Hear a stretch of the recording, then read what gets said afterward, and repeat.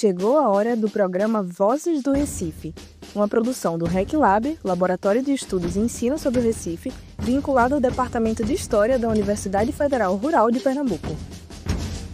E aí, pessoal, tudo bem? Eu sou Nicole Guimarães, estudante do curso de Rádio, TV e Internet da Universidade Federal de Pernambuco, e estou aqui para mais um episódio do programa Vozes do Recife, realizado para você que quer conhecer mais sobre a história, a cultura e as vozes que fazem do Recife uma cidade tão repleta de diversidade.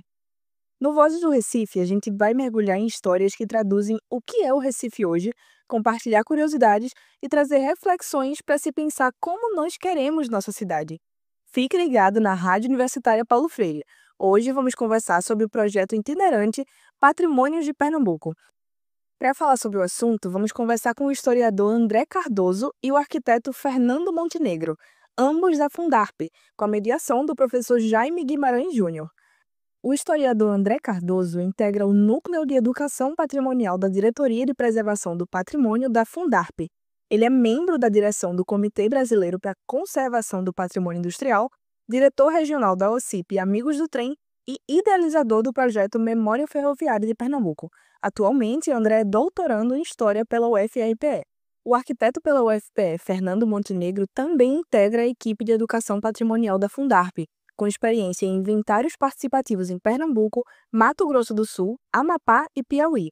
Fernando também tem experiência na elaboração de planos diretores participativos e formulação de políticas públicas de desenvolvimento urbano e regional. Então senta aí, prepara aquele café com aquele sabor bem recifense e vem com a gente pelas histórias que fazem do Recife um lugar de muitos patrimônios culturais. Olá pessoal, tudo bom? Eu sou o Jaime, como é que estão as coisas? Diante do programa anterior, a gente teve um sucesso enorme, aí o nosso amigo, já parceiro, André Cardoso está de volta para mais uma entrevista para a gente continuar falando sobre patrimônio de Pernambuco. Na edição passada, o programa passado, segunda passada, a gente falou sobre especificamente o Museu do Brum, que foi patrimonializado pelo IPHAN, e também falamos sobre o patrimônio ferroviário de Pernambuco, e também foi o Museu do Trem, que está em reforma. André, bem-vindo de volta, André, você já é o nosso sócio aqui. Obrigado, Jaime. É sempre muito bom estar nesse espaço. Vamos embora para mais uma conversa muito boa hoje. Muito obrigado, André, por ter voltado. Agora, André não podia ficar sozinho. A gente vai falar sobre fundação, a Fundarp. E o projeto de educação patrimonial, trouxemos um amigo, parceiro dele no projeto, Fernando Montenegro, que deve ser primo mesmo legítimo, da família Montenegro. Boa tarde, pessoal. É um prazer estar aqui. Muito obrigado pelo convite, Jaime. Fernando, passadas as brincadeiras, mas você é o verdadeiro Fernando Montenegro, O Fernando e o Montenegro. É o original, É o original, não é o nome de fantasia. Então, minha gente, a gente conversou, a gente estava conversando com o André semana passada sobre patrimônio, de Pernambuco, especificamente o patrimônio ferroviário. Aí tivemos a ideia de fazer uma continuação, até porque André trabalha na Fundarp, na fundação, a Fundarp é ligada ao estado de Pernambuco, e Fernando participa desse mesmo projeto, da mesma diretoria. Isso é diretoria, que chama? Isso. Aí, André, antes da gente falar exatamente do projeto da educação patrimonial que anda o Pernambuco inteiro, que é o Projeto Itinerante Patrimônios de Pernambuco. Antes da gente falar desse projeto, eu preciso da gente falar primeiro o que é a Fundarp, para os nossos ouvintes entenderem, a Fundarp. A Fundarp está ligada a alguma secretaria, e dentro da Fundarp se tem as diretorias que trabalham com patrimônio diretamente, aí tem a diretoria de vocês que trabalham com a educação patrimonial. Falem um pouco sobre a Fundarp, a importância da Fundarp para a manutenção da cultura pernambucana. Eu vou fazer uma breve introdução, que a gente está hoje, com esse projeto no Núcleo de Educação Patrimonial, que está dentro da Unidade de Promoção do Patrimônio Cultural, que está dentro da Diretoria de Preservação do Patrimônio Cultural, finalmente da Fundarp. Então são várias caixinhas, mas assim, a Fundarp é um órgão que ele é muito relativamente complexo, são vários departamentos para cuidar de questões diferentes, todas relacionadas, claro, ao patrimônio cultural pernambucano, Ela existe desde 1973, com essa finalidade, Mas aí também eu acredito que o Fernando tem mais a completar, sobre a função, a finalidade do órgão, Bem, dentro da diretoria de preservação do patrimônio cultural, nós temos nitidamente 3 unidades. Essa unidade já mencionou, que é a de difusão, a qual a nossa unidade de educação patrimonial está vinculada, mas temos uma gerência do patrimônio material e uma gerência do patrimônio imaterial. Além dessa diretoria, como o André falou, existem outras diretorias que cuidam da parte de projetos, da parte de que acompanham restauros, contratam e acompanham restauros de bens já tombados, muitos deles em parceria com o IPHAN, é o Instituto do Patrimônio Histórico e Artístico Nacional. E nós temos também vários outros projetos dentro da Fundap, mas não vinculados diretamente à diretoria, como nós temos o setor de fomento, o chamado Funcultura, que ele fomenta a produção e de atividades culturais ou literárias ou artísticas ou de outras formas. Dentro da diretoria, só lembrando, nós temos também 2 outras ações muito importantes, que é o prêmio Dr. Ayrton de Almeida Carvalho, que todo ano ele é dado a iniciativas já realizadas ou em andamento de valorização do patrimônio cultural.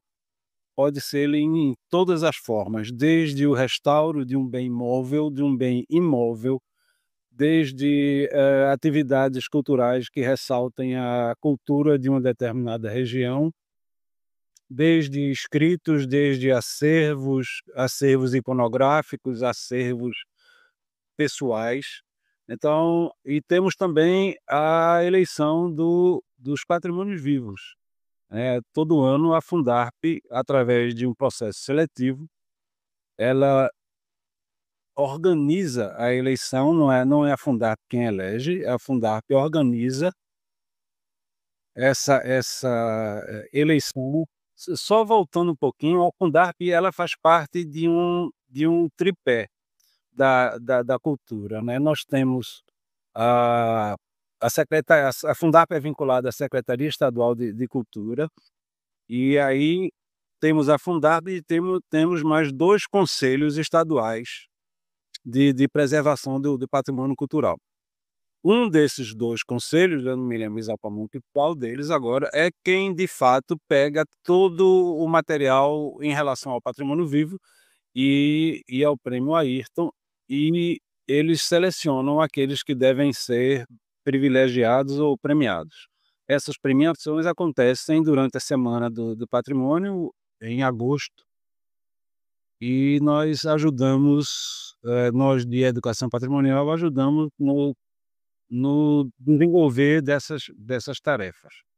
Ô, Fernando, só para, porque eu acho que muita gente pensa que a Fundarp, sendo muito, assim, raso no meu comentário, me desculpem, que é uma instituição voltada apenas para eventos, né, e tem o que vamos ampliar isso. A Fundarp também cuida, além de promoção de eventos, claro que se é uma promoção de eventos culturais, isso é importante para nosso estado, a Fundarp também cuida de instituições como a gente falou com o André na semana passada, o Museu do Trem é ligado à Fundarp, acho que a Casa da Cultura, me corrija, e tem unidade de promoção da cultura, não é isso? A Fundarp tem vários equipamentos que ficam sob a gestão dela. Eu não tenho aqui exatamente a relação de todos, mas são muitos. Tem o próprio Teatro Arraial, tem a casa de Manuel Bandeira, que é o atual Instituto Papágada. Nós temos o Museu de Arte Sacra do MASP, o museu, bem, De arte contemporânea também, eu acho que eu não tenho essa relação inteira poderia estar equivocado aqui Né, em mas, citar algo que talvez não seja. mas assim, a ideia é que trazer para os nossos ouvintes que a Fundarp é para além dos shows, além de, né, de trabalho também com os equipamentos culturais, fomenta a cultura, né, não só com shows, mas também com outras atividades, o pré-carnaval, né, o antes do carnaval, todas as instituições que fazem carnaval, elas se mantêm durante o ano, né, com projetos também, né, me corrijam se eu estiver errado, aí tem São João, né, tem outras atividades que acontecem no estado durante o ano todo, que a Fundarp está ligada diretamente. E como você falou, Fernando, também do patrimônio vivo, né? É a Fundarp que faz a gestão do patrimônio vivo de Pernambuco. E aí, falando, puxando para André, né, André? Também temos a parte toda da rede ferroviária do estado, que é a Fundarp que faz todo eu não sei se acho que a palavra certa não é vigilância, mas digamos eh, promoção do cuidado, né? O que fazer com esse patrimônio ferroviário? É um indicativo da Fundarp fazer essa gestão, André? Inclusive, James, sobre essa questão, né, a Fundarp hoje ela é responsável, né, pelo cuidado, né, com os bens que são tombados ou estão em processo e pelos bens registrados, né, em nível estadual ou em nível federal, né, ela tem essa corresponsabilidade com o IPHAN, né.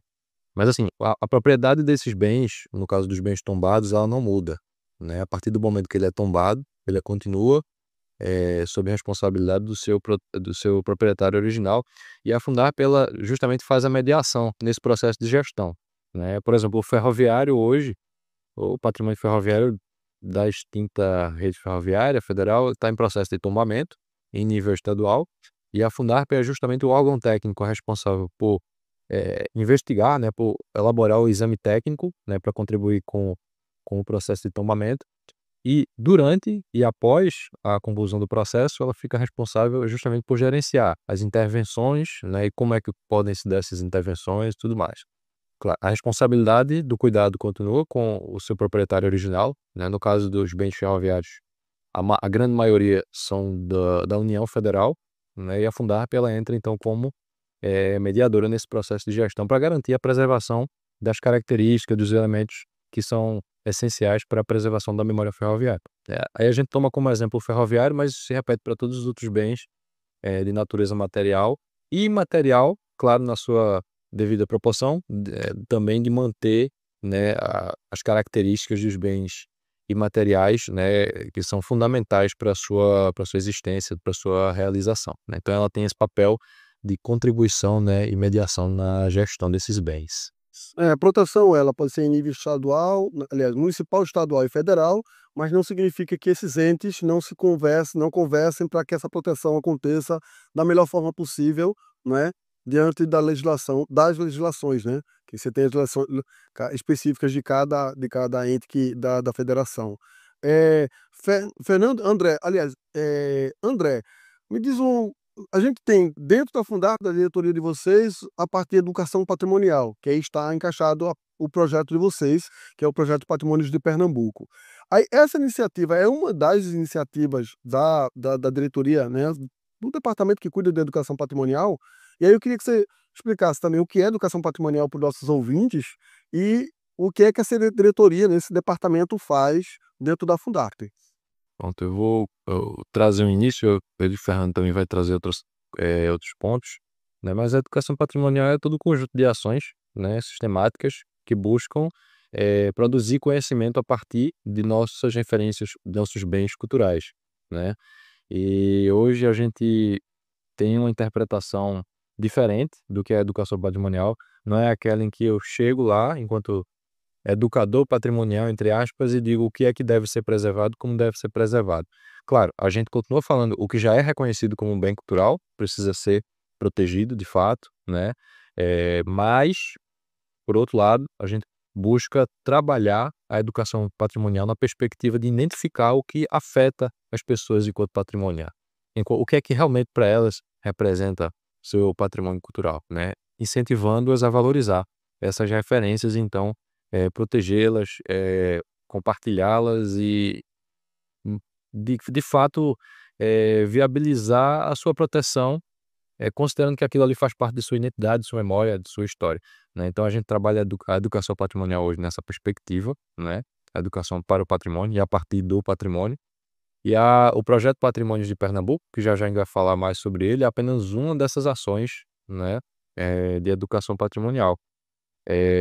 Tem o EAD, né, o programa em educação patrimonial à distância para gestores. Fernando tem sido também um dos idealizadores desse processo, né? Mais especificamente na nossa unidade, né, somos 3, né? Eu, o Fernando e o Mano Rivaldo Casado, né, que hoje não pôde estar conosco, nosso coordenador Flávio Barbosa da Silva, né? E a diretora do departamento Célia Campos, né? Mas aí esses 3 no Núcleo de Educação Patrimonial que têm conduzido as ações mais especificamente, né, de educação patrimonial. Acredito que o Fernando tem mais algumas coisas a falar também sobre essas outras ações, né, inclusive do programa de educação patrimonial, essa novidade aí desse ano 2025. Se a gente for olhar a Constituição de 88, ela traz 2 fatores muito importantes, 2 itens que convém ressaltar. Primeiro, que é a corresponsabilidade pela preservação do patrimônio cultural do Estado. Isso é muito importante. E aí a União, tudo que a União protege, automaticamente deverá estar protegido pelo Estado e pelo município. A gente que trabalha, tem alguma formação municipalista, a gente sabe que o gestor do território é o município. Então, quando eu falo em território, não é somente a questão de bens materiais, dos bens imóveis, é também a questão dos bens imateriais, aonde a preservação dos espaços, que são referências culturais, onde as atividades imateriais, vamos dizer assim, acontecem, né? Onde as grandes celebrações da cultura acontecem. Então, a nossa visão de educação patrimonial, ela evoluiu um pouco para a gente chegar até o ponto final da rede, vamos chamar assim, que é chegar até o município e primeiro, dar conhecimento das questões teóricas sobre patrimônio e referências culturais, o que é patrimônio, e também para que o município cuide daquele patrimônio que já está reconhecido e também daquele patrimônio ainda não reconhecido de forma oficial pela União ou pelo Estado, mas que são referências culturais para o município. Mas a gente fala melhor sobre isso. Fernando, só um minutinho, vamos para o intervalo e a gente continua daqui a pouco depois do intervalo. Só um minuto. Vamos a um rápido intervalo e no próximo bloco voltamos com mais sobre o projeto itinerante Patrimônios de Pernambuco, da Fundarp, com o historiador André Cardoso e o arquiteto Fernando Montenegro.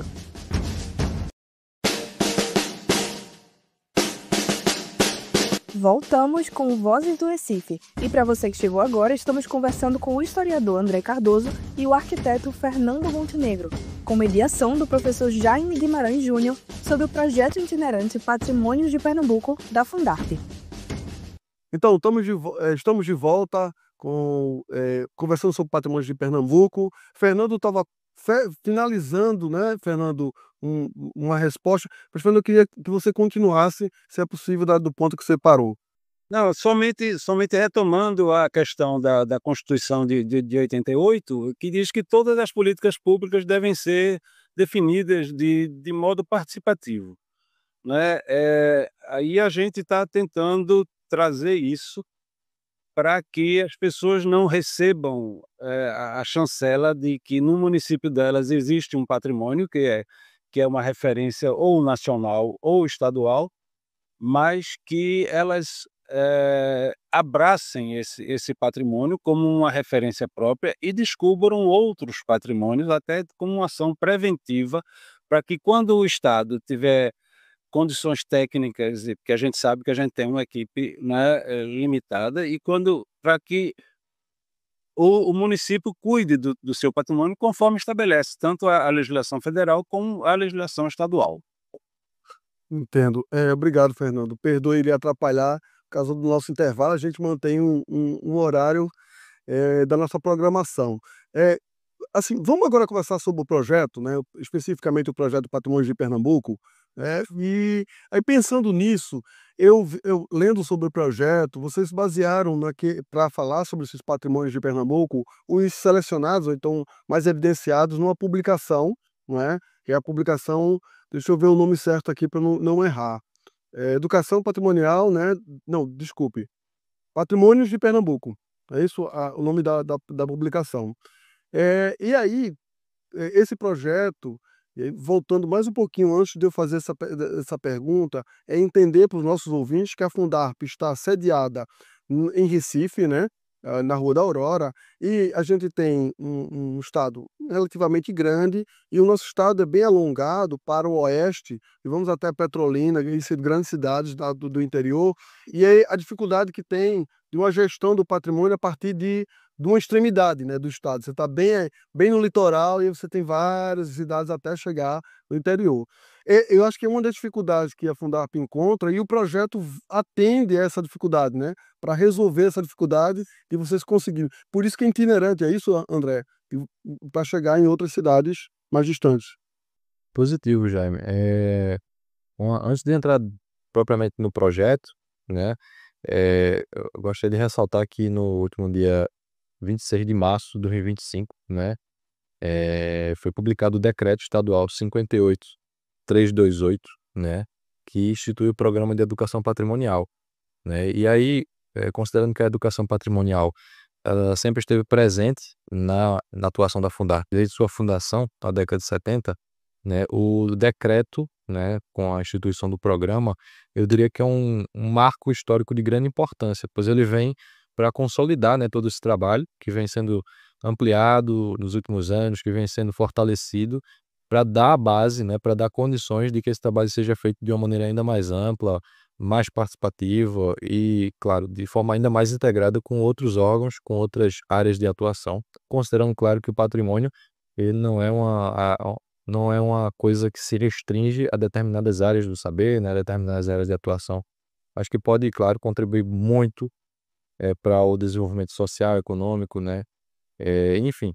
E aí a gente tem o programa de educação patrimonial e o projeto Patrimônio de Pernambuco, né, que surge a partir da cartilha, né, justamente buscando esse processo de interiorização. E aí o início desse projeto é 2023, e aí a gente já vai entrando com essa missão, né, Fernando? Agora em 2025, né, muito mais arrojado, muito mais completos e acessíveis, né? É isso mesmo, André.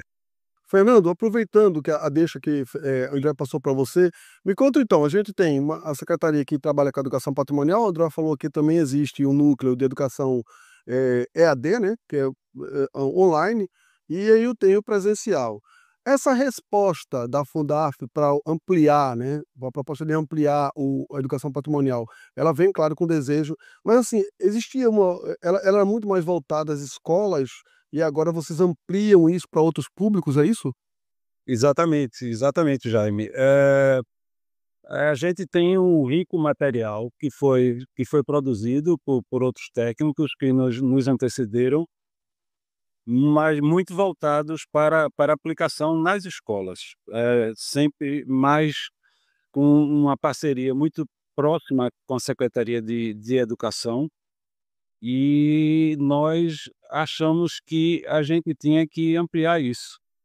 A gente tinha o projeto Patrimônios de Pernambuco, ele é uma das ações que a nossa unidade de educação patrimonial vem buscando desenvolver, felizmente até agora com muito sucesso. E eu acho que isso até que colaborou para a aprovação desse decreto que André citou recentemente, da criação de um programa estadual, que nós não tínhamos isso. Mas a unidade de educação patrimonial ela está organizando um outro projeto, que é o projeto do EAD, de educação à distância, voltada para gestores, como eu falei anteriormente, que são aqueles que de fato estão o município é que tem território, o Estado não tem território. Então, o município é o verdadeiro legislador e gestor do território e tudo que acontece nele. E temos um outro projeto que foi vencedor, vamos dizer assim, de um concurso público feito pelo IFAM. Não é um projeto que nós apresentamos e tivemos a honra de ficar em terceiro lugar, que ela vai trabalhar com comunidades tradicionais. Nós vamos trabalhar com 8 comunidades, sendo 4 indígenas e 4 quilombolas ao longo desse ano de 2005. Então, eu passaria a palavra para André, se quiser continuar, para dizer o que é, para falar especificamente do projeto. André, antes de você, perdoe atrapalhar, antes de você falar, eu já queria elogiar o projeto, vendo o relatório parcial desses anos, foram mais de 7.000 pessoas atendidas, né? E aí, quando a gente fala de atendimento direto, tem os indiretos também, porque quando você fala com um, ele reverbera para a família, já fala com os parentes, e significa que um número é muito além dos 7.000, né? E aí, entre 2023 e 2024, a gente está na metade de 2025, vocês já atenderam 11 municípios, né? Das 10, 12 regiões de desenvolvimento do estado, já foram para vários municípios e tem um calendário para esse ano ainda que a gente vai falar depois. Assim, o importante, André, você me permite perguntar, e que você, além de abrir a caixa, né, que é um grande presente que nós temos, que é a nossa cultura, né, aquela caixa de presentes, né, diversidade enorme, vocês fazem que as pessoas se sintam pertencentes a essa cultura, se conectem a essa cultura, há um pertencimento, as pessoas conseguem ver que são proprietários, digamos assim.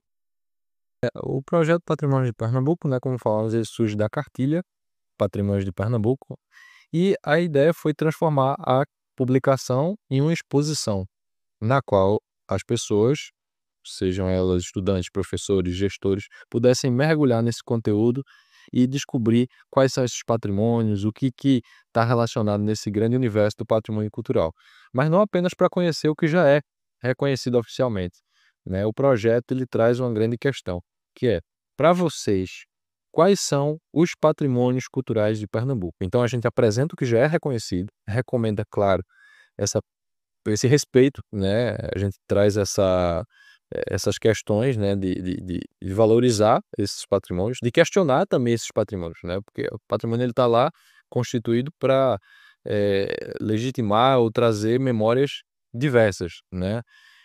Mas principalmente para perguntar a essas pessoas, para provocar o que para elas é patrimônio, né? Para entender o que seria representativo para elas como patrimônio, como referência cultural, né? Então a gente já passou por Agreste, Sertão, Zona da Mata, né, região metropolitana, né, e a receptividade é sempre muito boa, né, da população, de gestores, né, e temos feito grandes descobertas, assim, descobertas para nós, né, porque a gente vai aberto a aprender, né, as pessoas já conhecem lá nas suas respectivas cidades, mas assim, referências culturais novas, né, é, é, enfim, muita riqueza cultural, e esse é o grande mote do projeto. E aí, claro que ele traz uma exposição que agora está acessível, de fato, a gente conseguiu trazer recursos de acessibilidade para atingir, de fato, seguir o que manda a legislação, né, e atender os portadores de deficiência. E tem uma formação também voltada a essa pergunta, né, do que seria o patrimônio cultural. O Fernando pode também trazer algumas coisas sobre isso, né? Fernando, aproveitando a deixa, eu tenho, nesse caso, a gente oferece o que é patrimônio, né? Isso, o projeto oferece o que é patrimônio e é um reconhecimento. As pessoas começam a se conectar com esse patrimônio e aí começam também a desenvolver outras práticas de observar que existem patrimônios, e mesmo não patrimonializados, não institucionalizados. Sim, sem dúvida alguma. É, eu acho que uma boa parte do sucesso desse projeto é muito devido também a como a gente apresenta esse patrimônio, né? Nossos designers fizeram um excelente trabalho. A nossa exposição ela é composta por 4 ilhas, vamos chamar assim, principais. Uma delas que fala sobre, que é apresenta a exposição ao público, uma outra que fala exclusivamente do patrimônio material, outra de patrimônio imaterial e patrimônio vivo, uma outra exclusivamente do patrimônio ferroviário, que é o maior projeto, o maior processo de tombamento que a Fundarp já lidou nos seus 27 anos de existência. Então, além disso, nós trazemos as atividades interativas, como quebra-cabeças, também dentro dessas 4 temáticas, onde existe uma espécie de um tabuleiro onde há perguntas e as pessoas vão atrás das peças correspondentes e vão buscar as respostas nessas peças. Além disso, nós temos um outro setor que é chamado de vocabulário do patrimônio, né? A gente usa os termos mais usados na nossa atividade para fazer isso também para o pessoal ter acesso a esse tipo de informação. Temos nesse ínterim, a gente forma monitores locais para que eles possam repassar mesmo as informações que nós repassamos. André foi muito feliz quando ele falou que a gente não chega em lugar nenhum dizendo o que é, qual é o patrimônio. A gente chega lá muito mais para aprender, né? O patrimônio, a gente mostra, olha, isso aqui é o que está reconhecido. E aí? E onde é que vocês se localizam aqui dentro? Só para você ter uma ideia, nós fizemos uma formação em Bodocó no ano passado, numa escola municipal, onde nós tivemos mais de 1.000 pessoas, um público de 1.000 pessoas visitando a escola, e Bodocó não tem nenhum patrimônio reconhecido oficialmente. Mas o que nós descobrimos lá foi uma verdadeira mina de ouro. Então, coube a nós, ou cabe ainda a nós, sempre estar incentivando a que as pessoas interessadas, né, em salvaguardar essa história, as memórias da localidade, que elas tragam isso à tona e que trabalhem junto com as gestões municipais em buscar meios de sempre preservar os patrimônios, já os reconhecidos e os não reconhecidos, como eu já falei. Fernando, até o André também. Então, só para entender, o projeto é um projeto itinerante, vocês levam, né, o projeto inteiro para cada município, deve passar um bom tempo lá, né, porque você tem que montar a exposição, tem uma exposição no física, tem um material bem didático, né, que é jogos didáticos de educação patrimonial, tem palestras também envolvidas. Como é que funciona? Tem a exposição, tem palestras, tem formação, como é que funciona exatamente e quanto tempo vocês passam em cada cidade? Só introduzindo, né, o projeto ali começou inclusive na comemoração dos 50 anos da Fundarp, né, em 2023, e sempre com essa média de 15, 20 dias em cada município, né, buscando articular-se com as secretarias de Cultura e de Educação dos municípios e a Secretaria Estadual de Educação, que é o nosso principal parceiro, né, na logística e na mobilização. E aí, nesses dias em que a gente está lá, a gente faz a montagem, capacita os mediadores, né, como o Fernando falou. E aí, os mediadores que ficam acompanhando a exposição, recebendo os visitantes, são sempre do município, né? E aí a gente vai embora, fica recebendo os resultados, volta depois, né, para levar o projeto para uma próxima cidade. Claro, antes de ir, claro, a gente faz a formação sobre metodologias de identificação de referências culturais, que é o que complementa o projeto. Eu entendo, eu vou fazer uma pergunta e vou deixar para o próximo bloco, a gente tem pouco tempo. Significa que vocês montam, fazem um chamado, fazem uma formação, né, com os mediadores, mas também envolvem professores, e quem é que faz os jogos, né? Quem é que trabalha com os jogos lá, com o público? Aí eu vou deixar essa pergunta para o próximo bloco, daqui a pouco a gente volta. Bom, agora vamos para um rápido intervalo, mas já voltamos para continuarmos falando com o historiador André Cardoso e o arquiteto Fernando Montenegro sobre a importância da educação patrimonial no programa Vozes do Recife, aqui na Rádio Universitária Paulo Freire.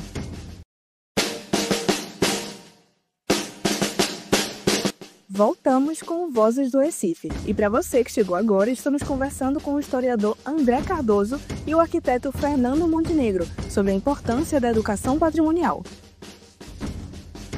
Voltamos agora do intervalo, nosso último bloco.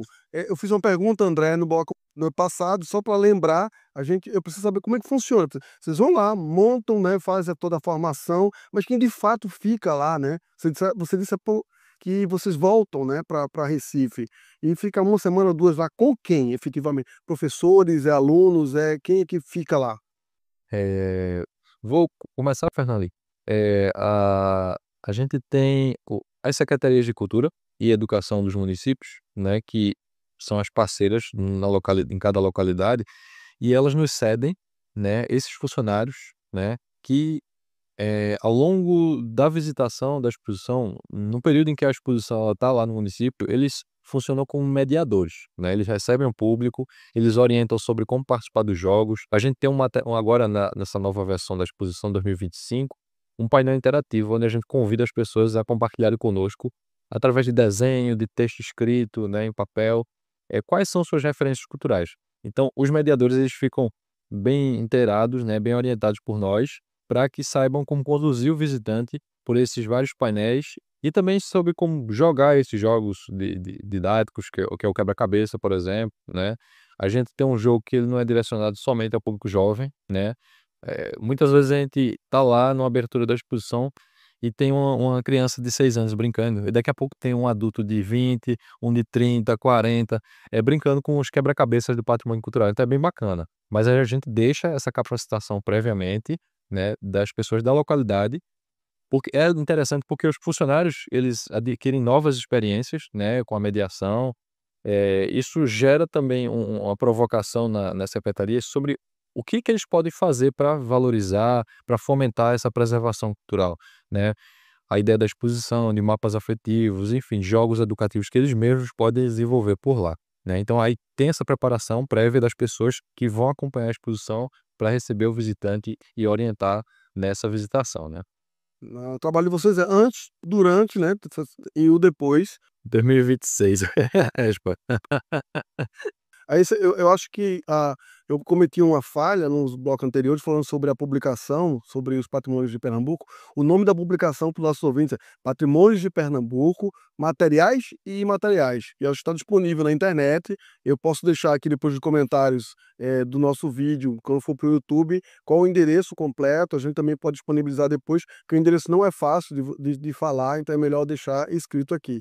E outra coisa, nessa formação, André, você chama de metodologias participativas de identificação, estudos e difusão de referenciais culturais, de referências culturais, perdoe. Não é isso? Fernando, nesse processo inicial de montagem da exposição, claro, não só da exposição, mas do conjunto, né? Também de formação, como é que para esses profissionais, como é que está a receptividade para eles? Eles chegam, né, também ficam deslumbrados, né, com o conteúdo que vocês estão trazendo.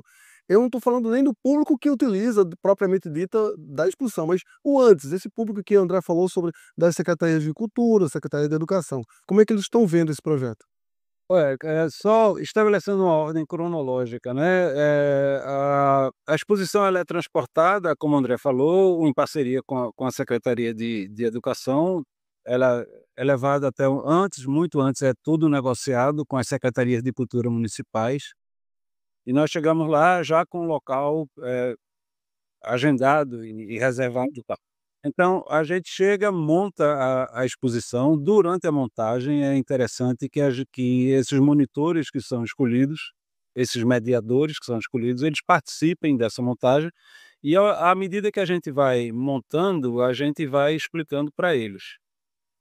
Logo após, e para eles é muito interessante, sabe, Jaime? É muito bom você levar informação para tirar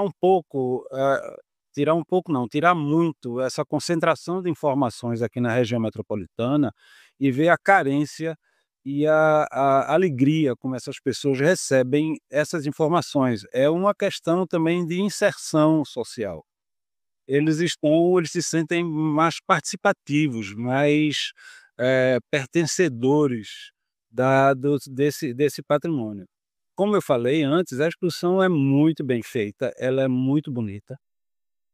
E, além disso, nós temos a formação, como o André falou. Logo após a formação, nós convidamos os participantes a conhecer a exposição de uma forma prévia e, normalmente, no mesmo dia, nós fazemos uma abertura oficial, preferencialmente agregando uma atração cultural local que faz uma apresentação e que pode ser de dança, pode ser de música, pode ser uma poesia, pode ser um aboiador.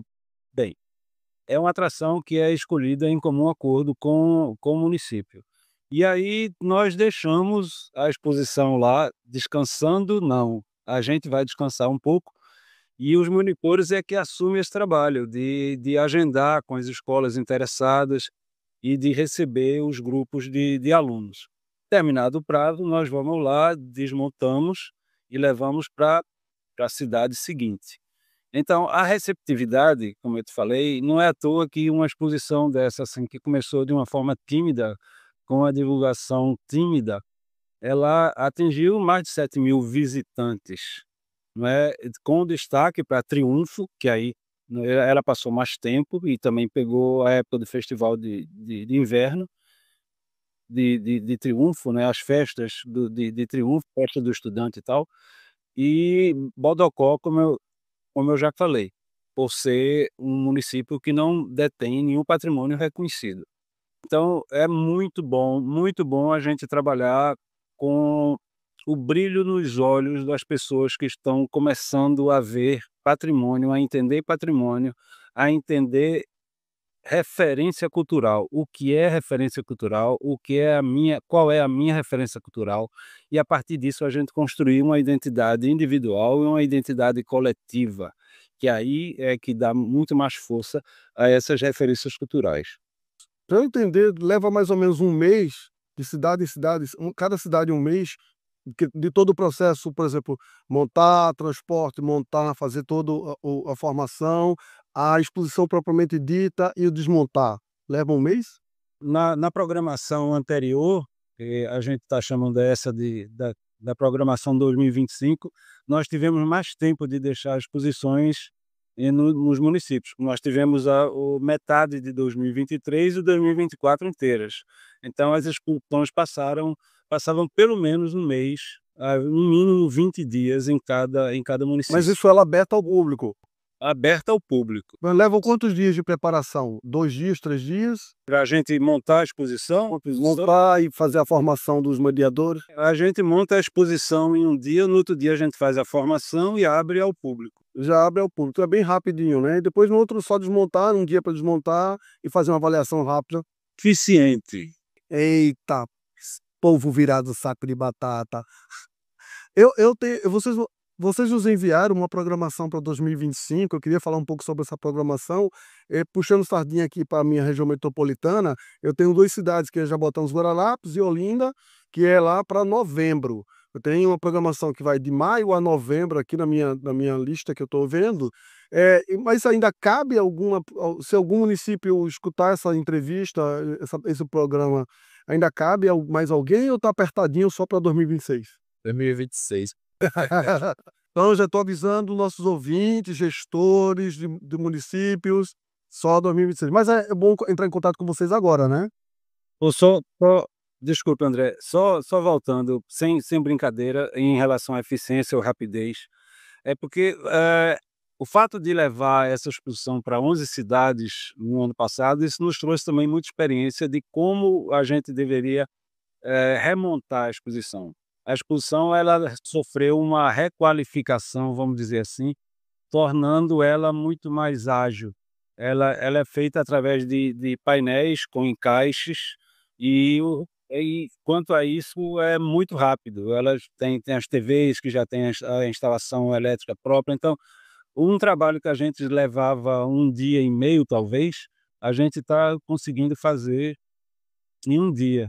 Já aprende, né? A logística melhora, né? Você já sabe como embalar, como encaixar, como desencaixar.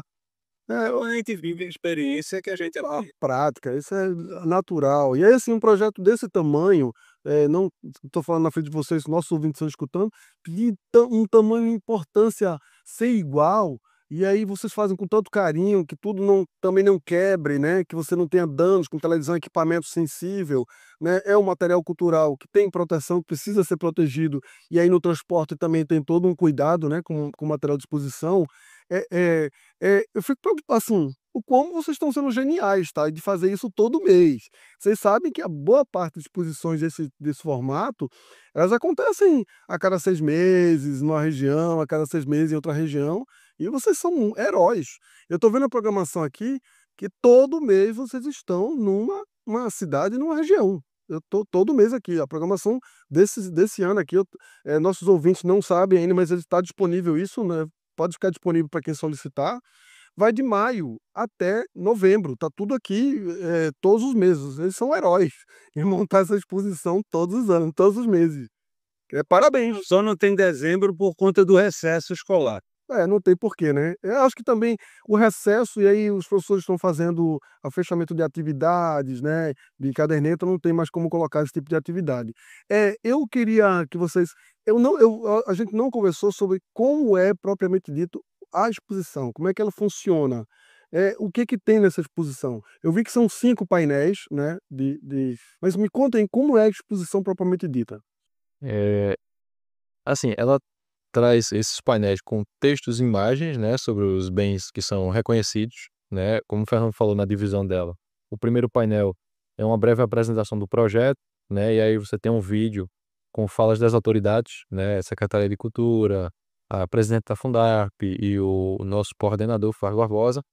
E em seguida a gente tem o painel do patrimônio imaterial, que fala um pouco do que é patrimônio imaterial, formas de proteção e alguns desses bens que já são reconhecidos. Com fotos, com textos. Da mesma forma é o do imaterial. Só que o do imaterial ele tem, fala um pouco também, como o Fernando introduziu, da política de patrimônio vivo, né, que é o registro de pessoas e grupos, né, com saberes específicos. E aí, o outro painel, patrimônio do ferroviário, né, com imagens também, um vídeo, né, falando sobre. E o painel interativo, né? O painel interativo ele tem essa lado onde as pessoas podem compartilhar suas referências culturais, e no outro um grande mapa que sinaliza onde estão cada bem cultural preservado, onde é tombado e patrimônios vivos no estado de Pernambuco. Aí tem a parte dos quebra-cabeças, né, que são 4, nas categorias de patrimônio material e imaterial, vivo e ferroviário, e o vocabulário, né, do patrimônio, como o Fernando falou também, que são esses termos, né? Preservação, eh, a educação patrimonial, o significado dos órgãos de preservação, né? IFAM, Fundarp, enfim, muitas cores, muita animação, né, no visual da exposição. Sim, amigo. Só complementando, André, que a gente colocou em cada painel desse um QR Code onde as pessoas têm acesso diretamente à cartilha, que a cartilha Patrimônio de Pernambuco, ela é digital, ela nunca foi publicada fisicamente, ela é digital. Então, em cada um desses painéis, nós temos um QR Code e nós temos também em braille o acesso para a audiodescrição desses painéis. Muito, muito importante isso. Mais algum destaque, André, da exposição? Para quem estiver nos escutando, estamos agora em Jaqueira, Mata Sul, depois Nazaré da Mata, a partir do dia 19 de maio, Arco Verde em junho, depois Pernambuco, meu país, a gente vai estar integrado ao festival, vamos passar por algumas cidades, depois Sertão Central, onde a gente vai para São José do Belmonte, Santa Maria da Boa Vista, Petrolândia, Bom Jardim, São José do Egito, e aí Jaboatão e Olinda, já no finalzinho ali de novembro para dezembro, né? E aí quem tiver interessado já vai entrando em contato, né, para 2026, para a gente já ir montando esse calendário. Já tem interessados aparecendo, viu? Melhor correr. Eu imagino. Concorrência total agora. Para entrar em contato com vocês, o que é que a gente faz? O número direto lá no departamento, né, que pode ser 3184 3061, ou para o nosso e-mail, né, .patrimonial@gmail.com, e aí a gente compartilha aqui também para ficar registrado no vídeo. André, repete aí o telefone, só para o pessoal escutar. Prefixo 81, né, 3184 3061, né, aí só ligar para lá. E o e-mail é e.patrimonial@gmail.com. e.patrimonial@gmail.com. Ok. André, muito obrigado. Fernando, muito obrigado. Eu deixo agora um pouco esse último minuto nosso para as considerações finais de vocês.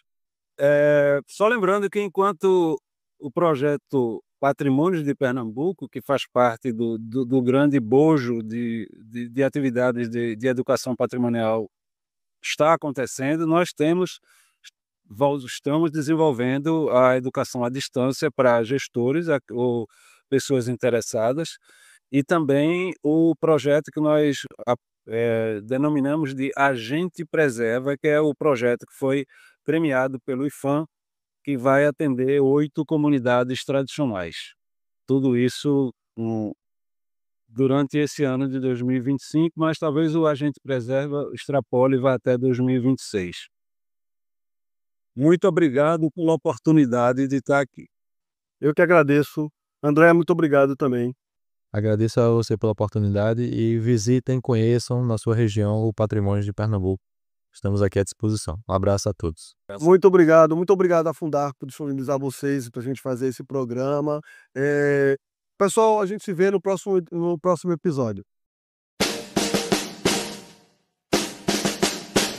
Antes de finalizar nosso programa de hoje, fique com a dica especial para você que quer conhecer um pouco mais da história do Recife.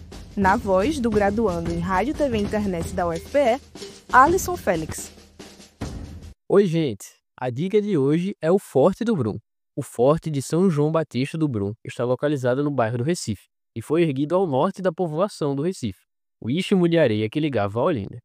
O atual Museu Militar do Forte do Brum, administrado pelo Exército Brasileiro, abriga exposições permanentes sobre os heróis de Pernambuco, artefatos militares e arqueológicos, também recebe eventos particulares e funciona de terça a sexta-feira, das 9 às 16h30, e nos sábados e domingos e feriados, das 14 às 17 horas. Os ingressos são comprados no local por R$ 5,00 para o público em geral e R$ 2,00 para estudantes.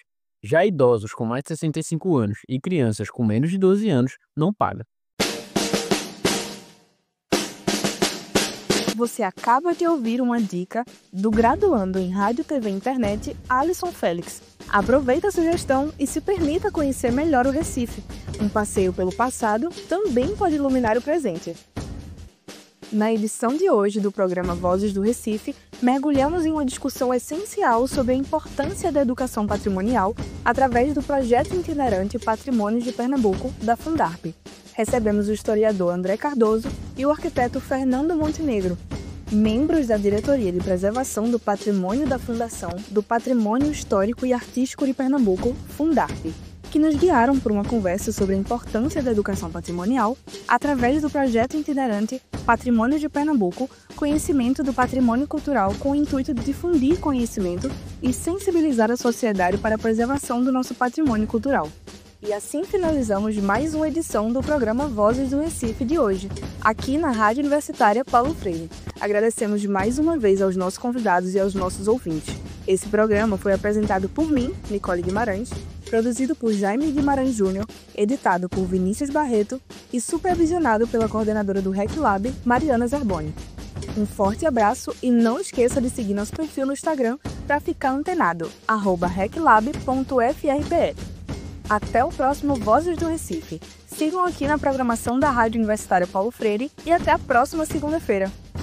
O programa Vozes do Recife é uma realização do RecLab, Laboratório de Estudos e Ensino sobre o Recife, vinculado ao Departamento de História da Universidade Federal Rural de Pernambuco.